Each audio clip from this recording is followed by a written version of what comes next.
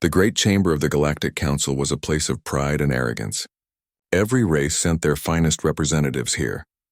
The air was always heavy with the scent of strange flowers from one world, burning oils from another, and the quiet hum of machines from yet another. It was a place where power spoke loudly and weakness was mocked.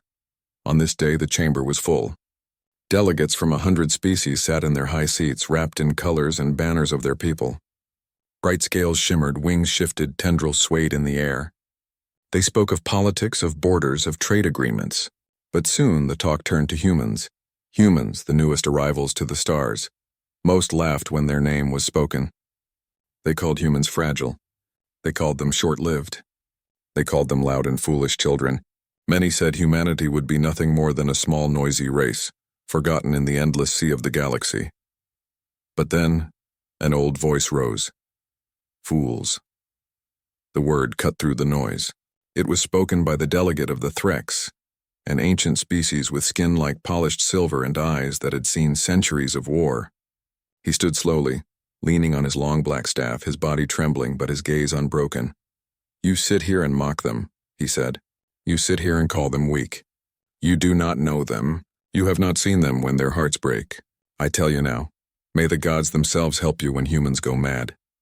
The chamber grew quiet, but only for a moment. Then laughter erupted. A dozen delegates chuckled. Some hissed in amusement. Others waved their hands as if brushing away a silly story. The Threx did not laugh. His voice cracked, but his words carried weight. "I was there," he whispered. "I fought beside them. I saw them change. You call them fragile, but I saw them burn with a fire no water could quench. You call them harmless, but I saw them tear down empires with bare hands. You call them fools, but I tell you, they are the most dangerous of us all when madness takes them." A delegate of the crystalline Valon leaned forward, his glowing body shifting. "You speak with fear, Threx. Why should we fear them? Their ships are weak. Their weapons are decades behind. Their lives are but a blink." The Threx's eyes narrowed. "Because you measure strength only in steel and fire. You do not understand the heart of man. You cannot weigh it. You cannot predict it. And when you wound it too deeply, it does not break, it explodes." A murmur filled the chamber. Some were uneasy, others scoffed. But no one could ignore the trembling in the old alien's voice. The Threx's hand shook as he raised it, pointing at the stars beyond the tall windows of the council hall. "I still see their faces. I still hear their cries. Do you know what humans do when they lose everything? They do not surrender. They do not kneel. They rise, and they keep rising until all around them is ash. They turn grief into fury. They turn pain into fire, and they will drag every world into that fire if you push them too far." For a long moment, no one spoke. The old Threx lowered his head. His voice broke into a whisper that carried farther than a shout. "Laugh at them now if you wish. Mock them while you can. But pray to whatever gods you believe in that you never see what I have seen. For when humans go mad, nothing in this galaxy can stand against them." And in the silence that followed, not one soul dared to laugh again. When humanity first reached the stars, the galaxy did not tremble. There were no grand announcements, no warnings of danger. The humans came quietly, almost shyly, with ships that looked fragile beside the titanic war cruisers of the elder races.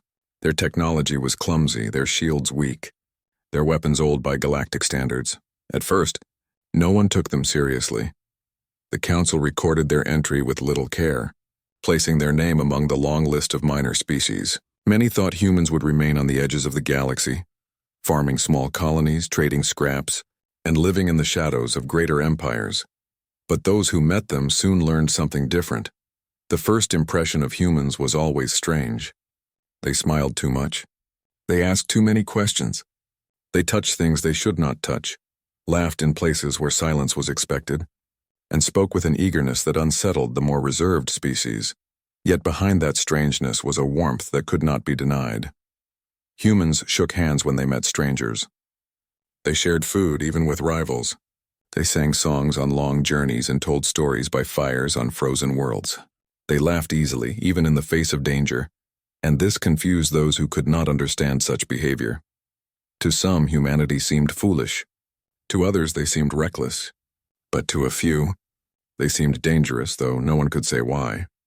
One story spread quickly in the council halls. A small human exploration vessel had crashed on a hostile world. The planet's surface was full of storms, poisonous air, and hunting beasts with teeth like knives. A fleet was sent to rescue them, but by the time it arrived, the humans were already waiting on the shore, tired but alive. "How did you survive?" they were asked. The humans only smiled and said, "We adapted." That word carried weight.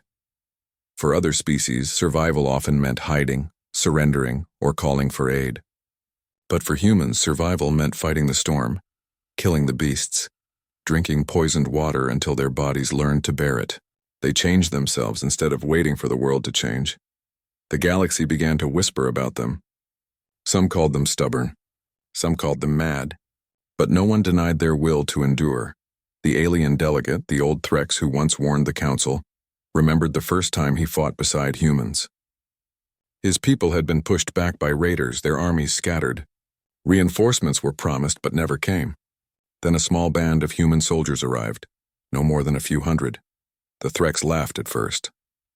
What could such fragile creatures do against the tide of war? But when the battle began, he saw it. The humans did not stand in neat lines. They did not wait for orders when the enemy charged. They moved like fire, wild, unpredictable, spreading wherever there was weakness. They fought with a ferocity that burned through fear, and when their comrades fell, they did not retreat. Their grief made them fight harder. When the battle ended, the humans stood bloodied but unbroken. The Threx could still hear their voices shouting, not in victory, but in anger, for every friend they had lost. He had never forgotten that sound. In the council chambers, years later, he told the others, "You do not understand what you have welcomed into this galaxy. Humans are kind, yes. They laugh, they share, they heal. But kindness is only half of what they are. Beneath it lies something far older, something far more dangerous. When their kindness is shattered, when their laughter is stolen, they will show you what else lives inside them." The council had dismissed his words. They said the humans were too small, too scattered, too harmless to ever matter. But the Threx knew better. He had seen the spark behind their smiles, and he feared the day that spark would become a fire. For centuries, the galaxy had known the shadow of the Karth Dominion. They were an empire of cruelty, their fleet stretching across countless stars. The Karth believed only in power. Where they went, chains followed. Entire races were broken, worlds were stripped, voices were silenced. The Galactic Council argued about them for years but never acted. Some feared the Karth too much. Others hoped the Dominion would never reach their borders. And so, while debates dragged on in endless halls, more planets fell under Karth control. Then one day, the Dominion's eyes turned toward Earth. At first, the Karth saw humans as nothing more than another weak species to enslave. Their fleets entered human space with fire and arrogance.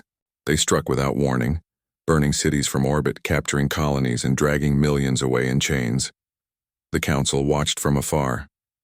Many thought humanity would surrender, as so many before them had. "They are fragile," the Council said.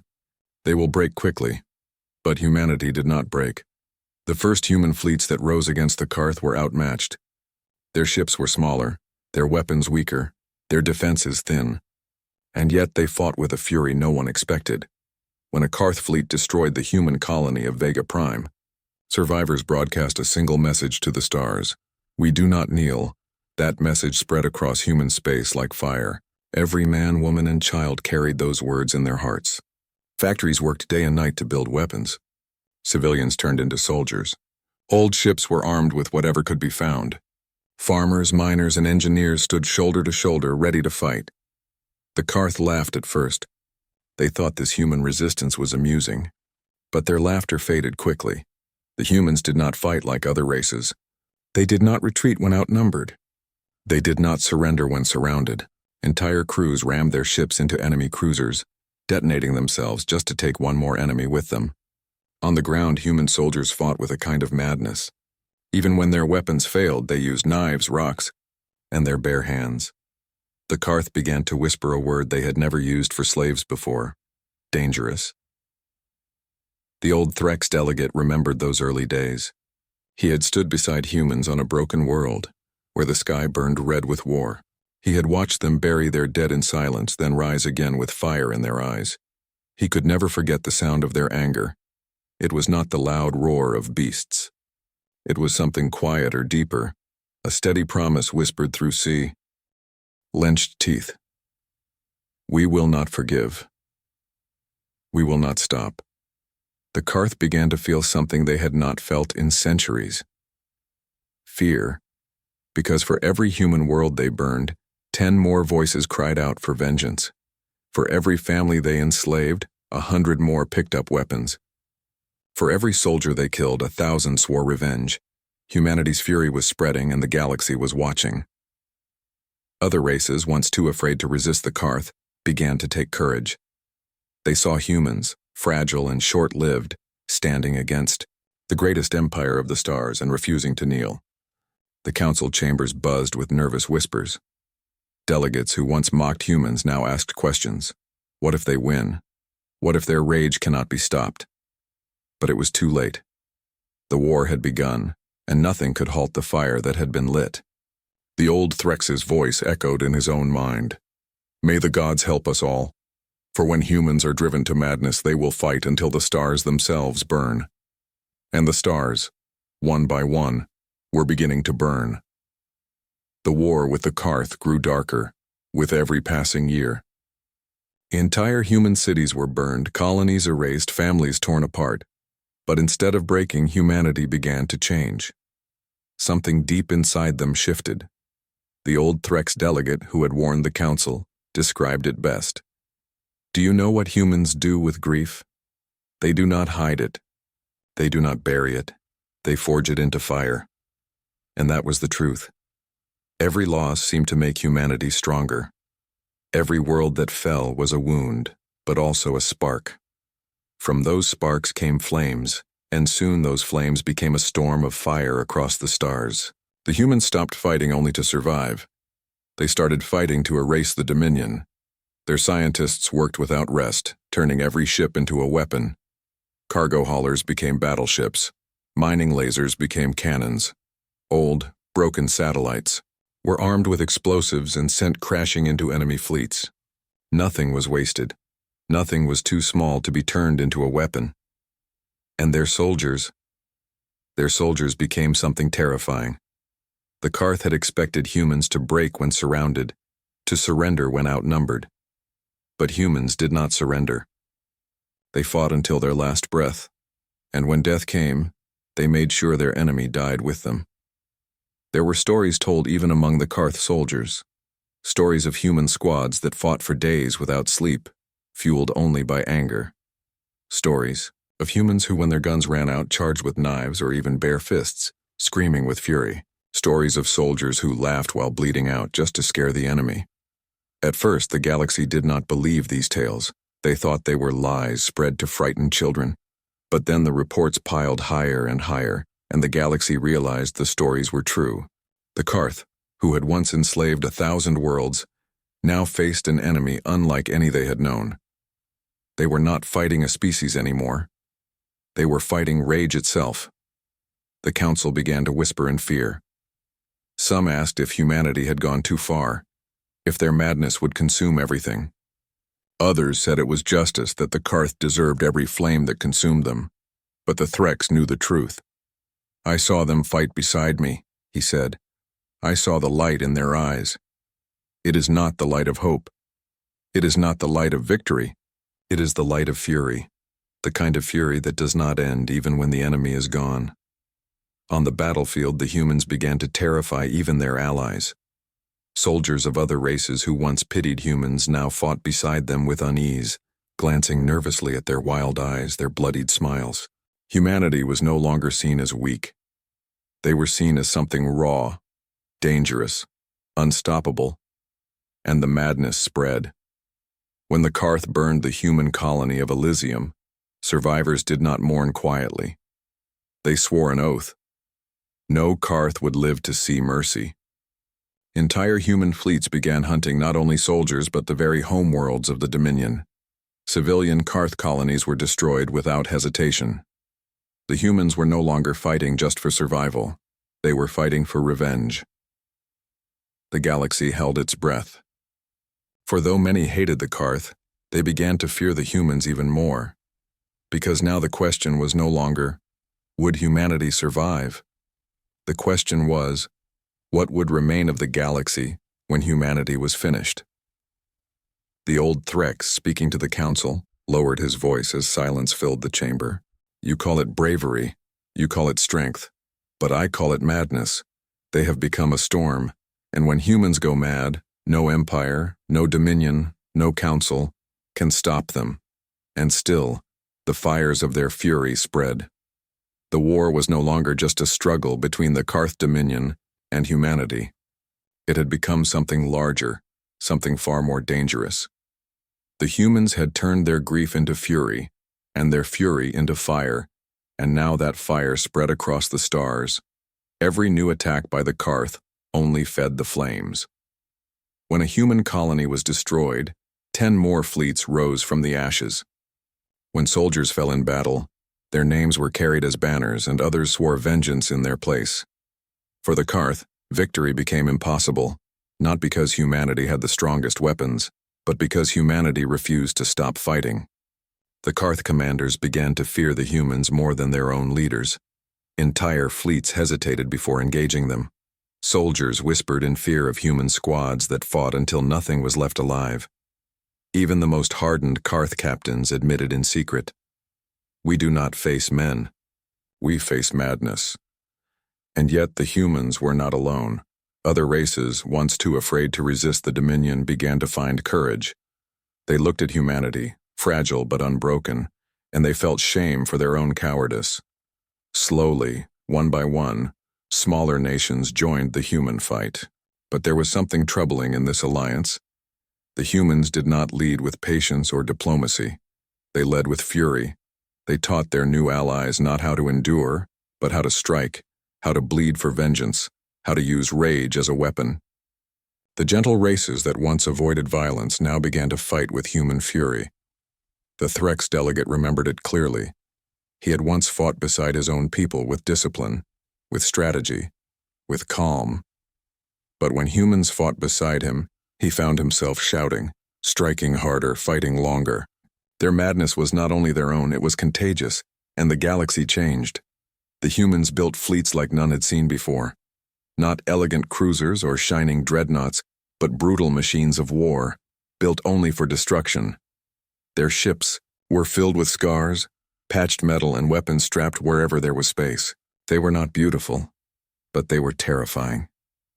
Stories spread of human tactics that no other race would ever dare.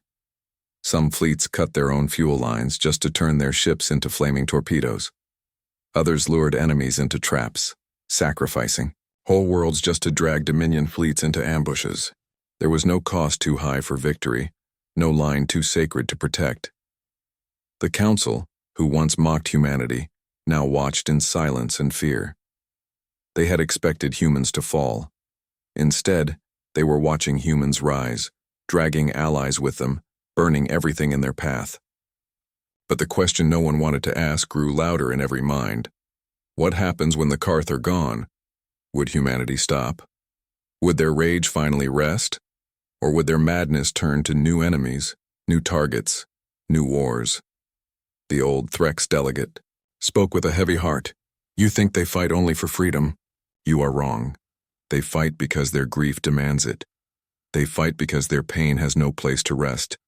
They will not stop until nothing is left to take from them. And by then, I fear, nothing will be left for any of us. Even among their allies, whispers of fear began to spread. Soldiers who marched beside humans in the day wondered at night if their wild eyes could ever know peace again. Generals who welcomed human fleets into their wars began to fear what would happen when humanity no longer had enemies to kill. The madness had begun as humanity's burden, but now it was spreading, reaching across the stars, pulling every race into its fire. The galaxy had wanted to ignore them once. Now the galaxy could not escape them. The war dragged on, but the end of the Karth Dominion was already written in fire. What had once been an empire of terror now trembled before the fury of humankind. Their fleets, once proud and feared, were shattered piece by piece. Their armies, once unstoppable, found themselves drowning in a tide of madness they could not understand. The humans had become more than soldiers. They were storms wrapped in flesh, carrying grief in their eyes and vengeance in their hearts. Every battle they fought was brutal, merciless, and final. The Karth had believed they could enslave humanity. Instead, they had awakened a force that could not be chained. The fall began with the siege of Dravak, the Dominion's fortress world. It was said that no army could breach its defenses, no fleet could break its walls. But the humans came not with patience, nor with mercy. They hurled wave after wave of ships into its defenses, tearing holes with their own bodies. For every human vessel that burned, another two appeared behind it, filled with soldiers who had sworn never to return home alive unless the world was ash. The siege lasted only weeks. The fortress, which had stood for centuries, crumbled under human rage. After Dravak, the Karth line of defense collapsed. Worlds fell one after another, burning in silence. The Dominion, once so proud, begged for reinforcements, but none came. Fear had eaten their commanders, despair had broken their soldiers. And always on the horizon came the black silhouettes of human ships, scarred and broken, yet still advancing. The council watched in silence. What they saw was not victory, it was annihilation. The humans were not satisfied with breaking the Karth fleets. They hunted their civilians, burned their colonies, erased their culture. For every atrocity the Karth had done to Earth, humanity repaid it tenfold. The Threx delegate remembered the last battle he witnessed. The humans surrounded the Karth homeworld itself, millions of soldiers and ships orbiting a planet that had once ruled the stars. The Dominion leaders begged for mercy, offered surrender, pleaded for survival, but the humans did not listen. "They took our children," one human general said coldly. "Now we will take their future." And the bombardment began. It was not quick nor clean. The humans could have destroyed the planet in hours, but they chose to grind it down piece by piece. They tore apart the skies, shattered the seas, burned the cities until nothing but ruins remained. The Karth screamed, but no one answered. The humans did not laugh, did not cheer. They destroyed with grim silence, their rage too deep for celebration. When it was over, the Dominion was no more. But victory brought no joy. Humanity had won, yes, but the cost was beyond counting. Entire human worlds were gone, families erased, generations lost. The ones who survived carried scars that would never heal. The galaxy whispered in fear. Humanity was no longer seen as fragile or weak. They were seen as something far greater and far more terrifying. A species that could not be broken, a people who would rise from ash again and again until their enemies were nothing but dust. And yet, even their allies wondered. The Dominion was gone, but humanity's rage still burned. Would it ever fade? Or had they become something permanent? Something the galaxy would never escape. The Threx delegate stood in the council chamber once more, his eyes heavy with sorrow. "The Dominion is gone," he said softly. "But so are the humans we once knew. They have become something else. Something the stars themselves should fear." And for the first time, the council understood his warning. The war was over. The Karth Dominion had fallen. Their empire reduced to nothing more than ashes scattered across the stars. The galaxy breathed a sigh of relief, but it was a shaky, uneasy one, for while the Karth were gone, humanity remained, and the memory of their fury lingered like a storm cloud refusing to pass. The old Threx delegate returned to the Galactic Council one final time. His body was frail, his silver skin dulled with age, and his eyes carried centuries of grief. Every line on his face told a story of battles fought beside humans, of horrors seen, and of a warning that no one had truly heeded until it was too late. He spoke slowly, letting each word sink into the silence of the chamber. "You have seen them now. You have watched the humans rise from ashes, from grief, from chains. You have heard the stories, seen the reports, witnessed the end of the Dominion, and still I fear you do not understand." Delegates shifted uncomfortably. Some bowed their heads. Others avoided his gaze. Fear was in the room, though many would never admit it. "Humans are not gods," he continued. "They are not immortal. They are not perfect. They are at heart fragile creatures, short-lived, flawed, and yet they carry a fire that no one else can touch. It is a fire born of hope, of love, of grief, and most of all of rage. You cannot contain it. You cannot control it. You cannot stop it once it has been awakened." A Valon diplomat finally spoke, voice trembling. "But the Dominion is gone. There is peace now. What threat do humans pose?" The Threx looked at him, eyes glimmering with pain. "You think the war made them dangerous? No, it showed you what was already inside them. You have seen only a fraction of their fury. Their anger is not a weapon, they are a storm, and storms do not end when the clouds vanish.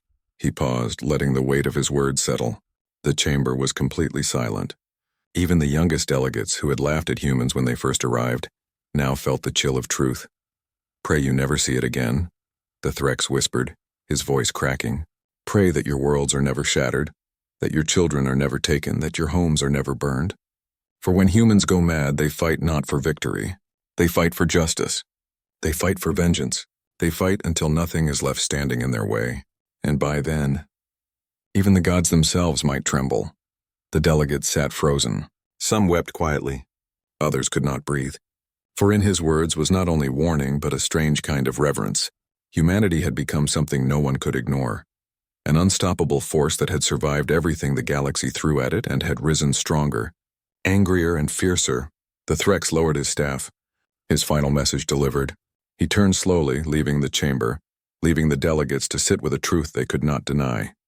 The humans, meanwhile, returned to their worlds. They rebuilt, mourned, and healed where they could. But beneath the surface, the fire remained. The rage of centuries burned quietly in their hearts, a reminder to themselves and to the galaxy that they were not to be trifled with. Other races whispered stories of humans now, not as children of a small blue world, but as legends of fury and endurance. Some called it frightening. Others called it awe-inspiring. All understood one truth. Humanity could not be broken, could not be tamed, and should never be tested again. And somewhere, far from the council and far from the ashes, humans gazed at the stars. Their eyes were tired, their hearts heavy, but their spirits unbroken. They knew the galaxy had witnessed their madness, and they would carry it with them, quietly, patiently, waiting for the day it might be needed again. The Threx's warning echoed forever in the halls of history. May the gods help you when humans go mad. And for the first time, every being in the galaxy understood its meaning.